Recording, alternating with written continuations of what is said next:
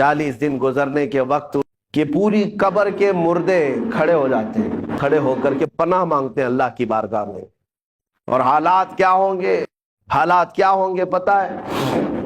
بزرگوں نے فرمایا جب تمہارے اہل خانہ تمہیں دفن کر کے جاتے ہیں تو 3 دن نہیں گزرتے کہ تمہاری ناک سے اور کان سے اندر کی چیزیں باہر آنا شروع ہوتی ہیں، ہمارے پیٹ کا گودا باہر آنا شروع ہو جاتا ہے، اور 8 دن نہیں گزرتے کہ پیٹ پھٹ جاتا ہے، انتڑیاں باہر نکل آتی ہیں، تعفن ہو جاتا ہے قبر کے اندر، اور اچانک مٹی سے کیڑے پیدا کر دیے جاتے ہیں جو جسم کے ان اعضاء کو کھانے لگ جاتے ہیں۔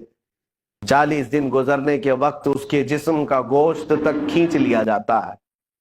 میرے عزیزو، یہ ہماری حقیقت ہے، یہ ہماری حقیقت ہے۔ میں کبھی کہتا ہوں نوجوانوں سے جو جیم میں جا کر اپنی باڈی بنانے میں گھنٹوں صرف کرتے ہیں، اپنی باڈی بنانے میں، اپنا چہرہ بنانے میں، تمہیں پتا ہے مولا کائنات علی مرتضی رضی اللہ تعالیٰ عنہ ایک دن قبرستان گئے اور قبر والوں کو سلام کیا، السلام علیکم یا اہل القبور، اور پھر پوچھا ہے قبر والے تمہارا کیا حال ہے؟ آپ کے ساتھ ایک تابعی حضرت سعید ابن مسیب تھے، وہ کہتے ہیں میں حضرت علی سے پوچھ رہا تھا کیا یہ قبروں والے آپ کو جواب دے رہے ہیں؟ حضرت علی کہتے ہیں ہاں وہ قبر والے جواب دے رہے ہیں، میں سن بھی رہا۔ یہ سب کے بس کی بات تو ہے نہیں۔ اس کے تھوڑی دیر کے بعد حضرت علی رونے لگ گئے، آنکھیں بھیگ گئیں۔ ان کے ساتھ موجود تابعی نے پوچھا کہ کیا جواب دیا قبروں والوں نے؟ مولا کائنات حیدر کرار شیر خدا رضی اللہ تعالیٰ عنہ فرماتے ہیں میں نے ان سے پوچھا تو قبروں والے کہتے ہیں اے علی ہمارا کیا حال پوچھتے ہو؟ جس چہرے کو ہم گھنٹوں سجایا کرتے تھے اس چہرے پر اللہ نے بچھو چھوڑ دی، اور وہ ہمیں ڈنک پہ ڈنک مارتے ہیں۔ جن بالوں کو ہم بار بار سجایا کرتے تھے ان میں خون اور پیپ بھر دیا گیا ہے، ہمارے جسم کے اوپر سے چمڑیاں ادھیڑ دی گئی ہیں اور گوشت کی سڑن پیدا کر دی گئی ہے۔ اور وہ قبروں والوں کے حالات حضرت علی سنتے سنتے رونے لگ گئے۔ وقت کے صحابی داماد رسول قبر کے ذکر سے رو پڑتے تھے۔ میرے عزیزو، آج ہماری کیا حالت ہے؟ ہماری آنکھیں تک نہیں بھیگتی، ہمارا دل تک موم نہیں ہوتا، خواہشات نے ہمیں اتنا مصروف کر دیا ہے کہ اپنا آخری سفر بھی بھول بیٹھے، جبکہ تمہیں پتا ہے تم ہماری تقریر سنو یا نہ سنو، کسی کا بیان سنو یا نہ سنو، تمہیں تو موت آنی ہے، تمہیں لے جایا جائے گا۔ اس بات کو مانو یا نہ مانو، تمہارے نہ ماننے سے، تمہارے انکار کرنے سے تمہاری موت کے آنے میں کوئی فرق نہیں پڑے گا۔ موت تو آنا ہے، تم 1000 اختلاف کرو مجھ سے، 1000 مجھے گالیاں دے لو، لیکن موت تو آنی ہے میرے عزیز، موت تو آنی ہے۔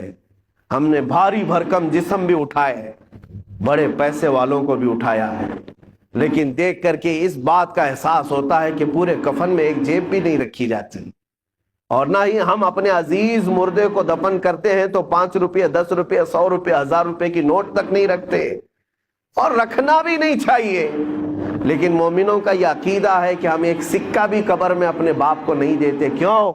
سب کو پتا ہے کہ یہاں یہ سکہ نہیں چلنے والا، یہ دوسری دنیا ہے، یہاں انصاف دوسرا ہوگا، یہاں ملائکہ آئیں گے اور وہ نہ رشوت لینے والے ہیں اور نہ سفارش تمہاری لینے والے ہیں۔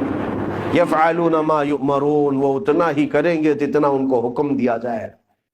اے میرے عزیزو، وقت بہت کم رہ گیا ہے، وقت بہت کم رہ گیا ہے، اور اب تک ہمارے پاس ایسی کوئی چیز نہیں جس کو لے کر کے ہم قبر میں جائیں۔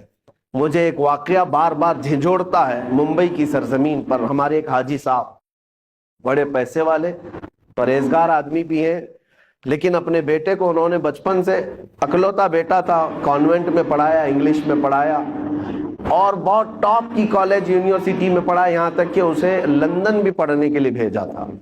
24 سال کا 25 سال کا لڑکا تھا، اچانک بون کینسر ہو گیا۔ بون کینسر ایسا ہوا کہ پتہ ہی نہیں چلا، 6 مہینے کے بعد پتہ چلا کہ یہ 3rd سٹیج پر ہے، کچھ کر ہی نہیں سکتے تھے۔ پہلے تو لندن میں علاج ہوا، اس کے بعد پھر وہاں سے مایوس ممبئی لوٹ آئے۔ جب گھر آئے تو 25 سال کا جوان بستر پر ہے، گل گیا ہے، اور باپ کی حالت دیکھنے کے قابل، روتا تھا نمازوں میں آ کر، دعا کی چٹھی ہر بار۔ پھر وقت ایسا آیا، مجھے وہ بات یاد آتی، کافی سال ہو گئے، اس نوجوان لڑکے نے اپنے باپ کو ایک دن بلایا، کہا ابا جان میری اسکول کی سرٹیفکیٹ، شیلڈ، مارک شیٹ یا جو مجھے انعامات ملے تھے وہ کہاں ہیں؟ کہا باپ نے بیٹا سب سنبھال رکھا ہوں، الماری میں سب ہے، سب ہے۔ کہا میں دیکھنا چاہتا ہوں۔ اس کی 7ویں کی، 10ویں کی، 12ویں کی، اور جو اس نے مسابقے، جو کمپٹیشن میں شیلڈ لیے تھے وہ سب رکھی ہوئی تھی۔ باپ لا کر کے دیتا ہے، یہ تیری 10ویں کی ہے، یہ 12ویں کی ہے، یہ کالج کی ہے، یہ تو لندن میں جو پڑھا اس کی ہے، فلاں کورس کی ہے۔ وہ بستر پر لیٹے لیٹے نوجوان دیکھتا رہا، حسرت سے اپنے باپ کو پوچھتا ہے وہ ساری سرٹیفکیٹ دکھا کر، ابا جان مجھے بتاؤ ان ساری سرٹیفکیٹ میں کون سی ایسی سرٹیفکیٹ ہے جو میں منکر نکیر کو بتا دوں تو مجھے چھوڑ دے؟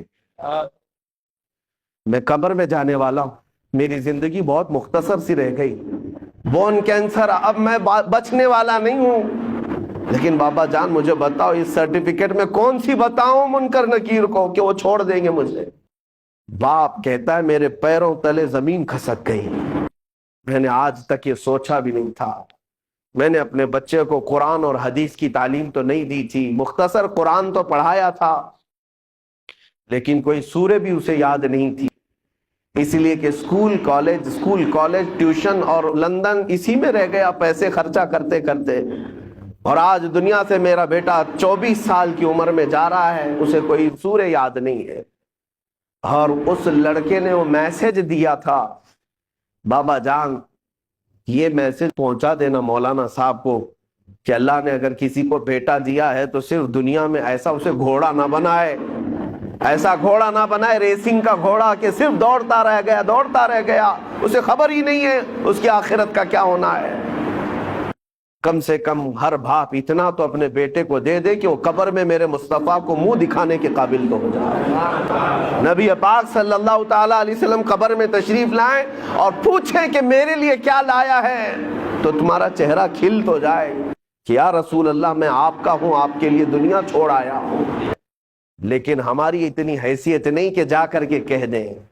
آج تو حالات ایسے ہیں کہ کل میں پوچھتا ہوں، قیامت کے دن ہم سے سوال ہوگا، آپ سے سوال ہوگا۔ اے نوجوانوں، اللہ تبارک و تعالیٰ اگر جوانی کے بارے میں تم سے یہ سوال کرے کہ تیری 25 سالہ زندگی تھی، جب تو 20 سے 25 سال کا تھا، 25 سے 30 سال کا تھا، تیرے پاس طاقت تھی، قوت تھی، تو جوان تھا، اس وقت تو کیا کر رہا تھا؟ رب تبارک و تعالیٰ کے ہاں ہر دن کا سوال ہونے والا ہے، اتنی بات یاد رکھو۔ حدیث میں ہے، میرے آقا صلی اللہ علیہ وسلم فرماتے ہیں اس وقت تک میدان محشر سے کوئی ہٹ نہیں سکتا جب تک اپنی جوانی کا حساب پورا نہیں دے گا، دینا ہوگا۔ تم سے اگر یہ پوچھا جائے، رب تعالیٰ اگر یہ پوچھ لے، جب میرے نبی کی شان میں گندی گالیاں دی جا رہی تھی، اے جوان تو کیا کر رہا تھا؟ کیا تم یہی جواب دو گے کہ رات بھر میں گیم کھیل رہا تھا؟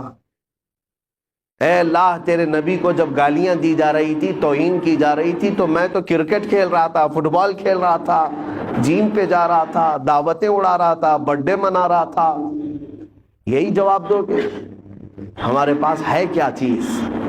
ہے میرے عزیزوں، میرے نبی کی امت ہو آپ، ہونا تو یہ چاہیے کہ حضور کی شان میں توہین سن کر کے ہر کھانا پھیکا لگنے لگ جائے، نیند اور چین اور سکون غارت ہو جائے کہ جب ہمارے مصطفیٰ کریم کی عزت سلامت نہیں ہے تو پھر میری عزت کی کیا بات کی جائے۔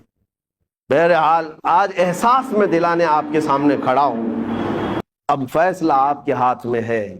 ایک چیز میں بتا کر کے رخصت ہو جاتا ہوں، جنازہ اٹھے گا اپنا، ہمارے گھر سے نکلے گا، کس میدان سے نکلے گا پتہ نہیں ہے، لیکن اتنی بات معلوم ہے کہ قبرستان جانے سے پہلے جنازہ یہ سب کے ساتھ ہوگا، سب کے ساتھ ہوگا۔